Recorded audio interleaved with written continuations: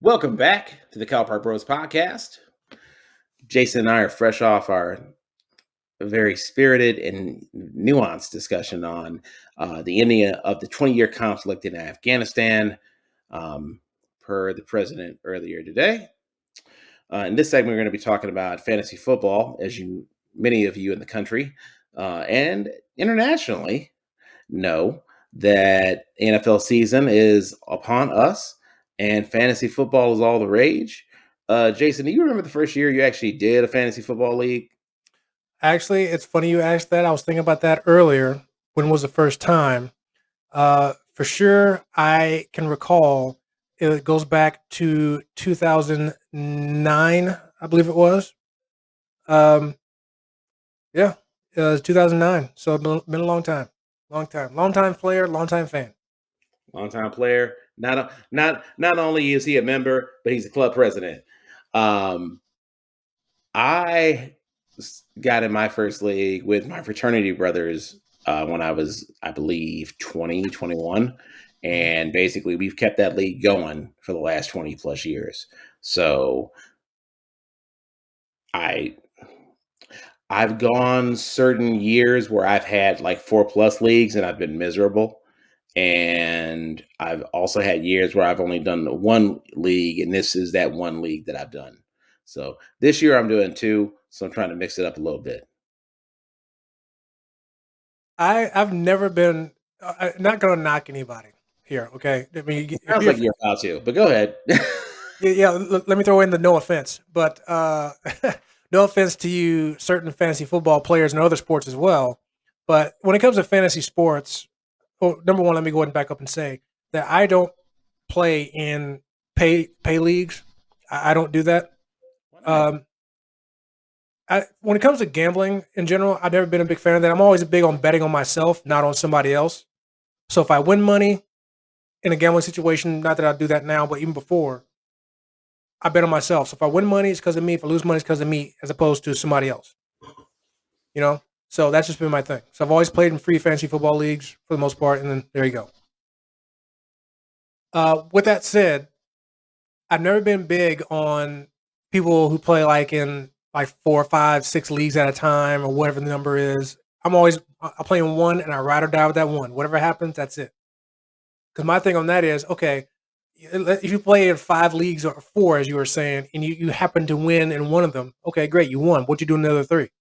Right. So yeah, That's so where I ended up being. I was like, okay, I can't even be happy that Larry Fitzgerald went off this week because he's literally murdering me in another 2 leagues this week. Like exactly. there's no allegiance.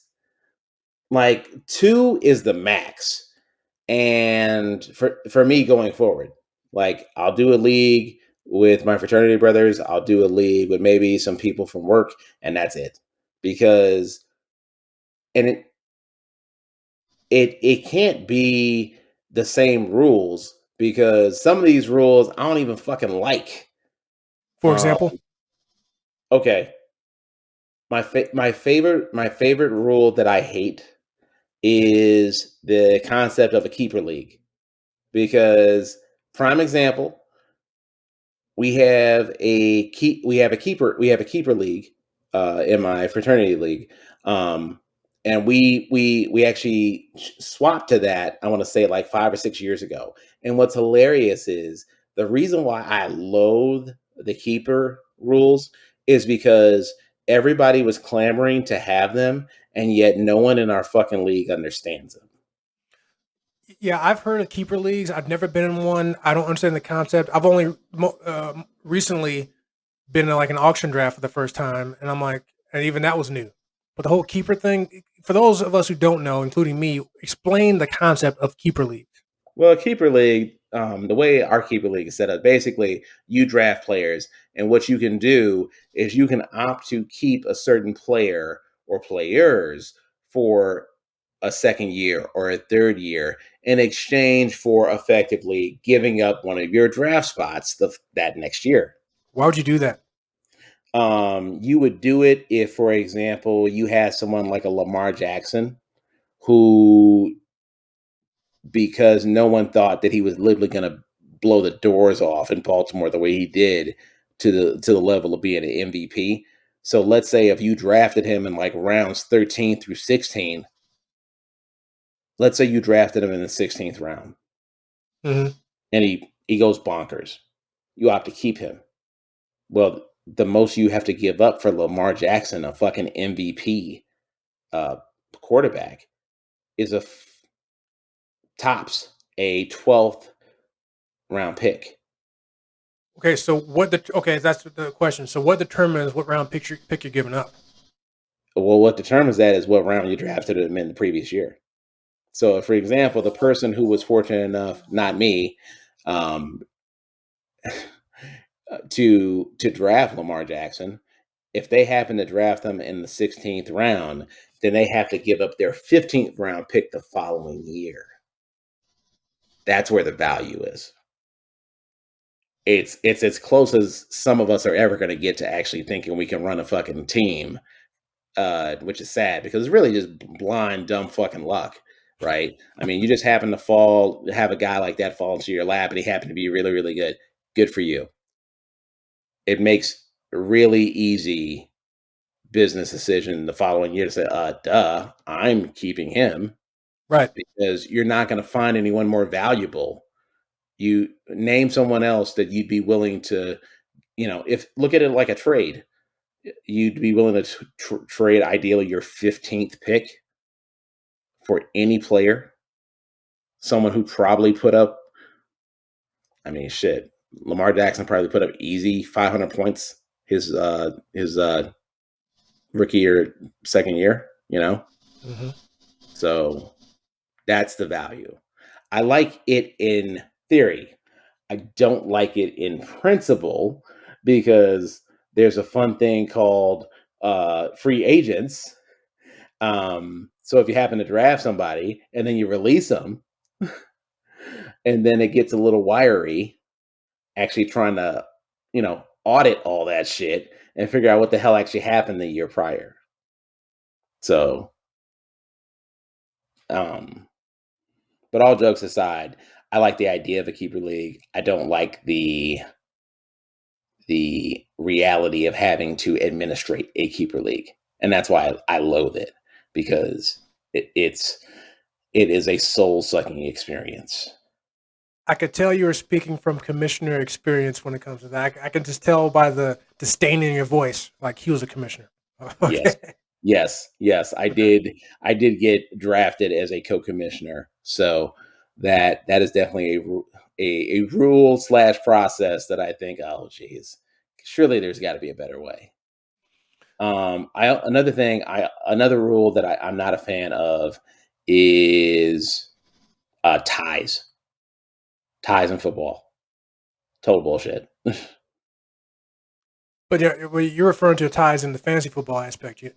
Correct, Okay. correct. But also, I'm not all that big on ties in actual football either. Right. So Well, there's a reason for that, but at the same time, I do agree. I feel like there should be a tie, or there can be a tie, which is probably very rare in fantasy football. does But I feel Donovan like McNabb know we can have ties? let's go back and ask him. Let's go back and ask Eagles McNabb if he knows we can have ties in football. But I can't say there's a rule per se that I don't like when it comes to fantasy sports, football or otherwise. The one thing that I loathe, though, and it doesn't really even affect me technically, but the one thing I loathe is people who elect to auto draft. I can't stand it. It's like, okay, I know things come up. If your significant other is pregnant, or if you're pregnant and all of a sudden your baby just happens to pop on the day of the draft, okay, obviously that's okay. You can't control that. You're giving life into the world. That's okay. But but if you had like any sort of like a date scheduled or anything that could have been rescheduled or anything like that, no offense to whoever your date is, but they're not important. This draft is important. And I mentioned the whole the auction draft that I was in once. And in this draft, there was two people who were auto drafting, right?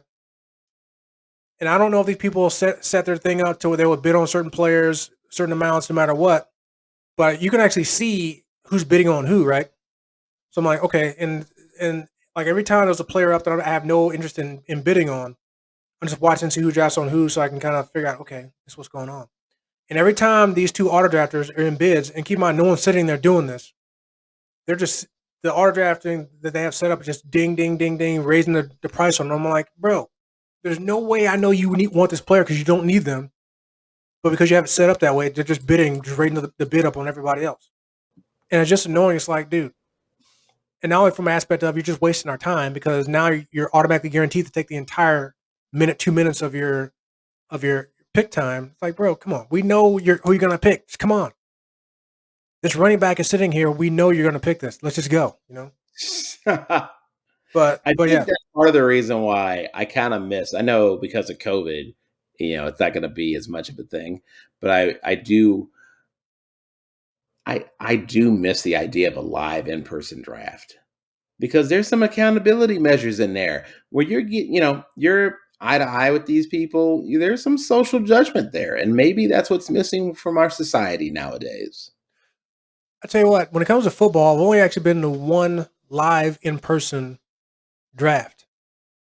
It was with a bunch of dudes from work at the time. I got it. It was at where do we go? It was actually at Buffalo Wild Wings. We took advantage of their draft stuff there. Which I don't know if that was the environment that made it pretty cool, but it was actually pretty fun. But when it comes to the accountability and also just kind of like the interaction, I have been to several in-person drafts when it comes to fantasy basketball. Back in the day, some people in the family on my dad's side um, used to play fantasy sports, basketball in particular, and like it was always a ritual. This on this particular Saturday or Sunday, we're going to get together at this certain person's house, and we're going to have a draft. You got to be there, show up, or if we can get on the phone, we can be on the phone and do it, whatever. But it was good to interact and see people's strategies and kind of talk and had that banter, which might have helped because it was family. But it was pretty cool to have that experience there. Like have somebody pick this person, everybody kind of look around like, "Why'd you pick that guy?" To feel that instant judgment because you might have made a horrible pick, whether it turned out to be good or bad. It turned out to be good or bad. But I guess when I'm thinking about it and thinking about one of my relatives, rest in peace, my uncle Teddy. One rule that he was hard against in basketball, when he was always the commissioner a lot, he would never allow trades at all. Like trades weren't going to happen. Like his rule, which was I hated it then, but now that I'm gotten deeper into fantasy sports, I'm like, you know what, I actually Now like you this. get it. Now Yeah, you get it. his theory was if you wanted him, you should have drafted him, and I'm like, that makes sense. For the most part, if there was a guy there you wanted it, I mean, short of you having the first pick, if there's a guy out there that you wanted, you should have drafted him. You know, so he always said no trades. If either work with what you got or free agent pool, and that's it. I've never forgot that. So my uncle Teddy, if you wanted him, you should have drafted him. Should have So put a ring on it. yeah, exactly. So yeah, so I'm actually not a fan of trades. I always laugh when somebody sends me a trade offer. I'm like, scoff, decline. I'm not trading with you. Because my worry with that always is, well, what if I wind up making a trade with you that looks good for me now, but turns out to be better for you? And all of a sudden you start winning the championship, and I'm thinking back, oh wait, this guy wouldn't have won the championship if I didn't give him player X, player Y. I mean, that's literally the ways in which random fantasy football managers are not like real life football managers because if you don't make those trades in real life, your ass is getting fired. I mean, I will say this: the one time I did make a trade in fantasy football, and I felt extremely dirty when I did it, is that I don't remember the year it was. I don't remember the end result, but I know it did help me at least. Is that I made a trade with somebody, and I don't remember who I traded for. I don't remember who else I got, but I traded for Aaron Rodgers. And as you guys may not know, listen, I and Terrence are big Bears fans. So again, I felt extremely dirty picking up the Packers quarterback. I'm like, oh, I felt so bad the next day after I made that trade. I'm like, I cannot believe I did that. But to people's credit, they say, well, when it comes to fantasy football, it shouldn't be about your team affiliation. And I totally agree. I totally agree. But to this day, I still refuse to draft any Packers. Refuse. I don't care if it's Rodgers, Devontae Adams, whoever else you want to name. I'm not. If you're a Packer, I'm not drafting you. Yeah, I too have been the victim of homerism in the National Football League. It has not necessarily translated to actual league success for me, but there is such a thing as making a principled stance for all of sportsdom. So, I mean, I tell you what, I did, but on the opposite side of that, I don't go out of my way to draft Bears. If they fall to me, and if it's one of the players I deem that's draftable worthy, like Allen Robinson this year, David Montgomery, maybe. If you're in the running for a kicker, maybe the Bears kicker, maybe. But other than that, I'm like, I don't think there's really anybody I want on the Bears. So if I don't get one of these three guys, I'm good. Let me ask you this, Terrence.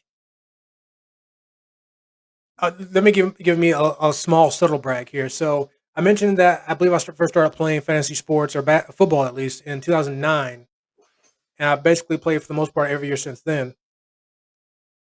I want to brag a little bit to say that every year, I'm like the Atlanta Braves. Every year, I've made the playoffs except for 1 year. Now the converse of that, though, I've only won one championship though. So, but I was yeah, wondering where you were going with this. I'm like, I got one. here I'm I like got the one. Braves. I'm like, you try to move to a wider area of Atlanta. Hey man, I got one. I got one, bro. I got one. But that was my question. Well, how many championships have you actually won in fantasy sports, football or otherwise? In football, I've won none. I am notorious for doing really, really well in the regular season. Ironically, the year Gabrielle was born, I missed my draft because, father responsibilities and stuff. As we were just talking about, exactly. So I got the okay to auto pick. Um, and I ended up like literally only losing one game that year, but I got squashed out when the playoffs started. That's probably because you got lucky as all get out to auto draft and get do that well. I mean, Let's be real. I'm living proof that it's better to be lucky than good. This But is no, true. I I have not won a fantasy football championship.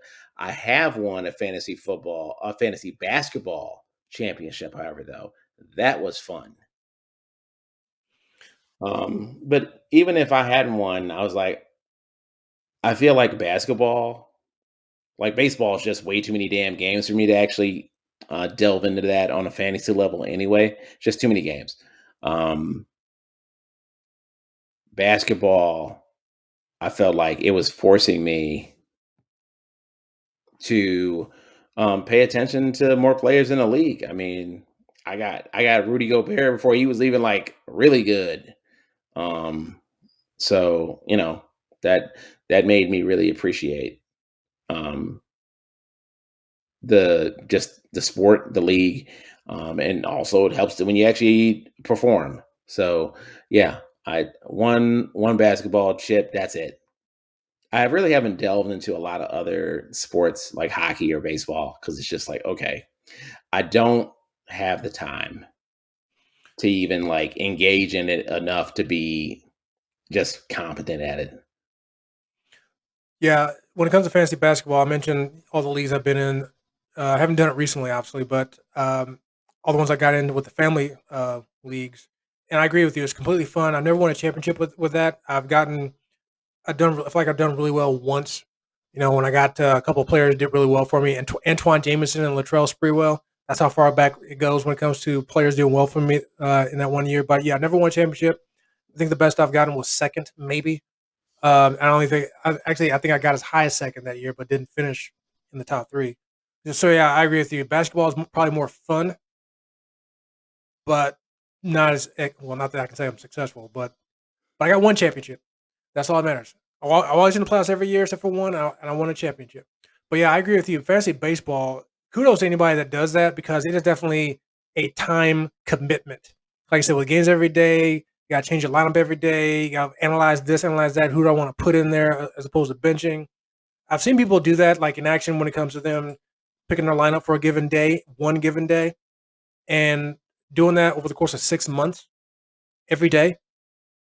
Again, kudos to anybody that does that. I mean, and I love baseball, my favorite sport, but I ain't trying to do all that. So again, kudos to anybody that does fantasy baseball on a regular basis. You probably are the biggest baseball nerds in the country, other than like Buster Olney and Tim Kirchin or something like that. Yeah, you definitely are the ultimate baseball nerds. And I say nerds as a compliment in this case, or any case really, but especially in this case, kudos to you, my people. We like nerds here on the Cal Park Bros. We like nerds because we are nerds in our own special way. Hey, somebody once told me that really, when somebody calls you a nerd, really just means you're really passionate about that one particular thing. So hey, you know what? I'll be a nerd about baseball all day or whatever the topic is. I'll take it. Yep. Hey, folks, we want you guys to be Cal Park Bros nerds. Okay, how about that? Yep. A very socially acceptable form of nerddom there. All right. That concludes our segment on fantasy football, task rules, and you know owner shenanigans that we kind of like and or loathe. Coming up next, we're going to be talking about the OnlyFans debacle on Cal Park Bros.